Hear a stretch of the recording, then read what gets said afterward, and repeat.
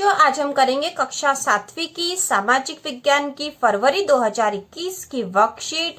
इसमें सबसे पहले आप अपना नाम लिखोगे, यहाँ पिताजी का नाम, यहाँ शाला का नाम मतलब आप अपनी स्कूल का नाम लिखोगे और यहाँ आएगी कक्षा 7वीं। ठीक है, और इसी तरह के और वीडियो देखने के लिए चैनल को सब्सक्राइब कीजिए।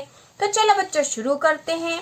यहाँ पर लिखा है, यहाँ से वर्कशीट का कार्य प्रारंभ करें। प्रश्न पहला, निम्नांकित प्रश्नों के उत्तर लिखिए। तो प्रश्नों के उत्तर लिखने हैं, उसके लिए यहाँ पे एक चित्र दे रखा है। ठीक है, ऊपर दिए गए चित्र के आधार पर निम्नलिखित प्रश्नों के उत्तर लिखिए। ठीक है, तो इस चित्र को आपको अच्छे से देख लेना है, ये आपकी पुस्तक में भी है बच्चों, और इसके आधार पर इन प्रश्नों के उत्तर देना है। तो प्रश्न पहला है, ओजोन परत का फैलाव किस ऊंचाई तक है।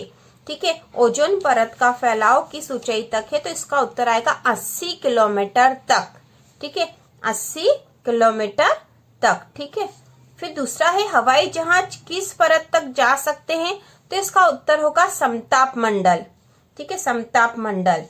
तीसरा है, बादल, वर्षा और तूफान आदि की घटनाएं किस परत में घटित होती है, तो इसका उत्तर आएगा क्षोभ मंडल में।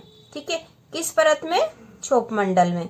ठीक, इसके बाद प्रश्न अगला है ब वाला, वायुदाब को प्रभावित करने वाले प्रमुख कारक कौन कौन से हैं, तो इसका उत्तर है, वायुदाब को प्रभावित करने वाले कारक समुद्र सतह से ऊंचाई, तापमान, जलवाष्प, पृथ्वी का घूर्णन आदि है।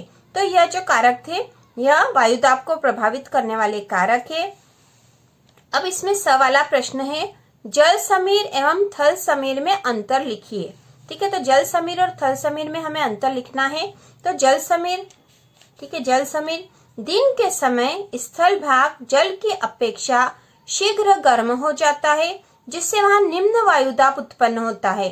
अतः जल से स्थल की ओर पवनें चलने लगती है, इन्हें जल समीर कहते हैं। समीर मतलब हवा, पवन भी हवा है। तो दिन के समय क्या होता है, स्थल भाग जल की अपेक्षा शीघ्र गर्म हो जाता है, मतलब स्थल जो भाग है वह ज्यादा गर्म हो जाता है, जल उतना गर्म नहीं होता है, जिससे वहां पे निम्न वायुदाब उत्पन्न हो जाता है।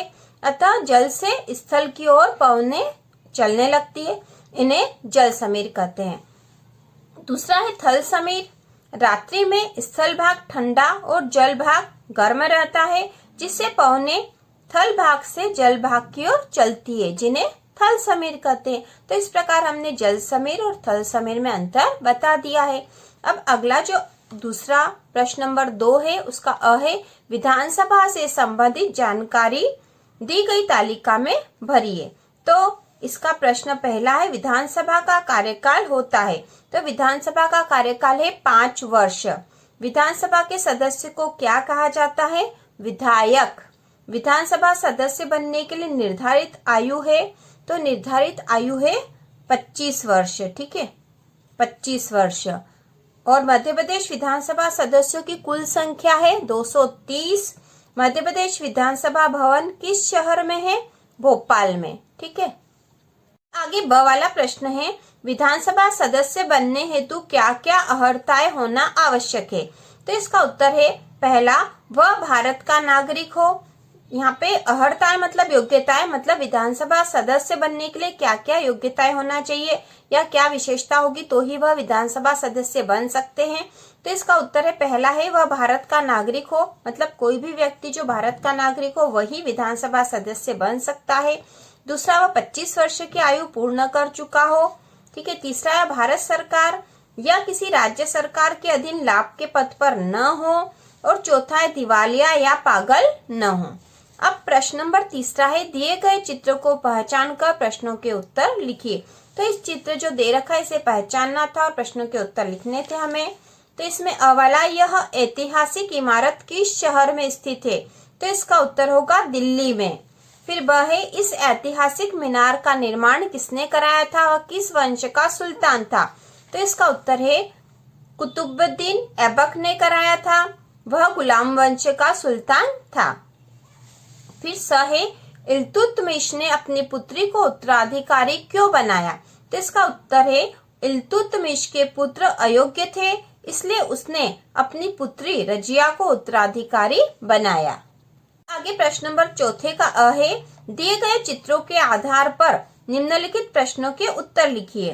तो यहाँ पे चित्र दे रखे थे, ये दीर्घ ज्वार है, ये लघु ज्वार है और इसके आधार पे हमें प्रश्नों के उत्तर देने हैं। तो पहला प्रश्न है, दीर्घ ज्वार किस स्थिति में आता है? तो इसका उत्तर है, जिस दिन सूर्य, पृथ्वी तथा चंद्रमा एक सरल रेखा की स्थिति में होते हैं, उस दिन दोनों की आकर्षण शक्ति के प्रभाव से पृथ्वी पर दीर्घ ज्वार आता है। ठीक है, दीर्घ ज्वार अमावस्या तथा पूर्णिमा के दिन आता है। ठीक है, ये लाइन आप नहीं लिखोगे तो भी चलेगा। अब अगला है, दीर्घ ज्वार किन किन तिथियों को आता है? तो यहाँ आएगा दीर्घ ज्वार अमावस्या तथा पूर्णिमा को आता है। ठीक है, अमावस्या तथा पूर्णिमा को आता है। तीसरा है, लघु ज्वार किन किन तिथियों को आता है? तो इसका उत्तर है, लघु ज्वार शुक्ल पक्ष और कृष्ण पक्ष की सप्तमी या अष्टमी को आता है। फिर चौथा क्वेश्चन है इसमें, ज्वार भाटे के कोई दो लाभ बताइए। तो इसका उत्तर होगा, पहला, ज्वार के समय उथले बंदरगाहों की गहराई बढ़ जाती है, जिससे बड़े बड़े जहाज बंदरगाह तक पहुंच जाते हैं और भाटे के साथ लौट जाते हैं। और दूसरी इसका लाभ है, ज्वारीय शक्ति से जल विद्युत उत्पन्न की जा सकती। तो इस प्रकार हमने इसके दो लाभ बता दिए हैं। वाला प्रश्न है, दिए गए चित्र के आधार पर जल चक्र का वर्णन कीजिए। तो यहाँ एक चित्र दे रखा हमें, ठीक है, यह आपकी पुस्तक में से ही है और इसके आधार पर हमें जल चक्र का वर्णन करना था, तो हमने कर दिया। यहाँ पे इसका उत्तर है, पृथ्वी के धरातल पर नदियां, झीलें, भूमिगत जल, तालाब, बर्फीले क्षेत्र, सागर एवं महासागर जल के स्रोत है। इन जल स्रोतों से गर्मी में वाष्पीकरण अधिक होता है। जलवाष्प ऊपर उठकर ठंडी हो जाती है, जिससे बादल बनते हैं। इन बादलों से जल बूंदों के रूप में वर्षा होती है। वर्षा जल का कुछ अंश भूमि में समा जाता है तथा शेष नदी, नाले व महासागरों में पहुंच जाता है। इस प्रकार पृथ्वी के तीनों मंडलों में जल के आवागमन को जल चक्र कहते हैं। इस प्रकार जल का चक्र चलता रहता है, क्योंकि नदियां, झीलें और भूमिगत जल, तालाब आदि से जो जल है वह वाष्पीकरण हो जाता है। ठीक है, वाष्प के रूप में ऊपर उठकर आ जाता है और ऊपर आकर ठंडा होकर बादल बन जाते हैं और यही बादल फिर बूंदों के रूप में इनसे ही वर्षा होती है और यही वर्षा जो है वापस भूमि में समा जाती है और नदी नालों में पहुंच जाती है। तो इस प्रकार यह जल चक्र हमेशा चलता रहता है। अब प्रश्न नंबर 5वां है, संसद व्यवस्थापिका से संबंधित जानकारी दी गई तालिका में भरी है। तो विवरण बिंदु और जानकारी इस कॉलम में लिखिए। तो हमने लिख दी है, उच्च सदन इसे कहते हैं राज्यसभा, निम्न सदन लोकसभा, लोकसभा का कार्यकाल 5 वर्ष, राज्यसभा का कार्यकाल स्थायी सदन है। ठीक है, राज्यसभा का जो कार्यकाल है यह एक स्थायी सदन है और इसके सदस्य का कार्यकाल होता है 6 वर्ष। लोकसभा हेतु निर्धारित सदस्यों की कुल संख्या 545, राज्यसभा हेतु निर्धारित सदस्यों की कुल संख्या 250, लोकसभा सदस्य बनने हेतु न्यूनतम आयु 25 वर्ष, राज्यसभा सदस्य बनने हेतु न्यूनतम आयु 30 वर्ष। लोकसभा की बैठकों की अध्यक्षता करते हैं लोकसभा अध्यक्ष। ठीक है, लोकसभा अध्यक्ष जो है लोकसभा की बैठकों की अध्यक्षता करते हैं और राज्यसभा की बैठकों की अध्यक्षता करते हैं उपराष्ट्रपति। प्रश्न नंबर 6 है, निम्न प्रश्नों के उत्तर लिखिए, खोजी बनो। ठीक है, पहला प्रश्न, इनके शासनकाल में इब्न बतूता नामक यात्री भारत आया था। इब्न बतूता नामक यात्री किसके शासनकाल में भारत आया था? तो इसका उत्तर है मोहम्मद बिन तुगलक। ठीक है, दूसरा है, इन्हें लौह रक्त की नीति का सुल्तान कहते हैं। तो इसका उत्तर आएगा गयासुद्दीन बलबन। ठीक है, गयासुद्दीन बलबन। तीसरा है, इन्होंने गुलाम वंश की स्थापना की थी। तो इसका उत्तर है कुतुबुद्दीन ऐबक। चौथा है, यह अपने को सिकंदर सानी कहता था। तो इसका उत्तर होगा अलाउद्दीन खिलजी। फिर अगला प्रश्न है, इस शासक को पानीपत के प्रथम युद्ध में बाबर ने पराजित किया था। तो इसका उत्तर होगा इब्राहिम लोदी। फिर इसमें ही ब वाला प्रश्न है, मुगल साम्राज्य का वंश वृक्ष शासन काल की तिथियों सहित तैयार कीजिए।